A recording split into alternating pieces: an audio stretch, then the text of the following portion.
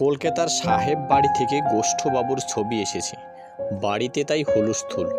চাকর, বামুন, ধোপা, নাপিত, দারোগা, পেয়াদা সবাই বলে দৌড়ে চল দৌড়ে চল। যে আসে সেই বলে কি চমৎকার ছবি সাহেবের আঁকা। বুড়ো যে সরকার মশাই, তিনি বললেন, সবচাইতে সুন্দর হয়েছে বাবুর মুখের হাসিটুকু, ঠিক তারই মতন ঠান্ডা হাসি। শুনে অবাক হয়ে সবাই বললে, যা হোক, সাহেব হাসিটুকু ধরেছে খাসা। বাবুর যে বিষ্ণু খুড়ো, তিনি বললেন, চোখ দুটো যা এঁকেছে, ওর দাম 1000 টাকা। চোখ দেখলে গোষ্ঠ ঠাকুরদার কথা মনে পড়ে যায়। শুনে 21 জন এক বাক্যে হা হা করে সায় দিয়ে উঠল। রেধো ধোপা তার কাপড়ের পুটলো নামিয়ে বললে, তো তো ওফা ছবি। কাপড়খানার স্ত্রী যেন ধোপার নিজের হাতে করা।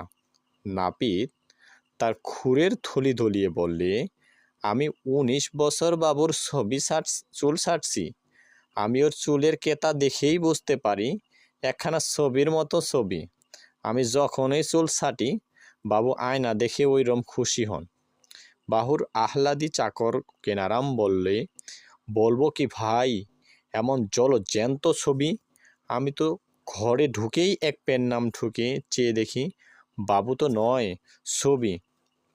সবাই বললে, তো ভুল হবারই কথা, আশ্চর্য, যা হোক।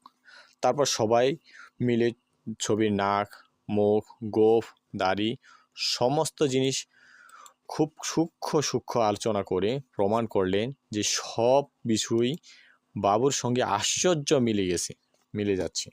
সবাই বাহাদুরের বটে, সাহেবের বাহাদুরি বটে। এমন সময় বাবু এসে ছবির পাশে দাঁড়ালেন। বাবু বললেন, একটা বড় ভুল হয়ে গেছে। কলকাতা থেকে ওরা লিখছে যে ওরা ভুল করে আমার ছবি পাঠাতে কার যেন ছবি পাঠিয়ে দিয়েছে, ওটা ফেরত দিতে হবে। শুনে সরকার মশাই মাথা নেড়ে বললেন, দেখেছো, ওরা ভেবেছে আমায় ঠকাবে। আমি দেখেই ভাবছি অমন ভিত খুঁটে দেওয়া পাখনা হাসি। এ আবার কার ছবি? খুড়ো বললেন, দেখো না, চোখ দুটো যেন উল্টে আসছে, যেন গঙ্গার জল জন্ত মরা। রেধো ধোপা সেও বললে, একটা কাপড় পরেছে যেন চাষার মতো। ওর 7 জন্মে কেউ যেন পোশাক পরতে শিখেনি। নাপিত ভায়া মুচকি হেসে মুখ বাঁকিয়ে বললে, চুল কেটেছে দেখো না, যেন মাথার উপর কাস্তে চালিয়েছে। কেনারাম ভীষণ ক্ষেপে চেঁচিয়ে বললে, আমি সকালবেলায় ঘরে ঢুকে চোর ভেবে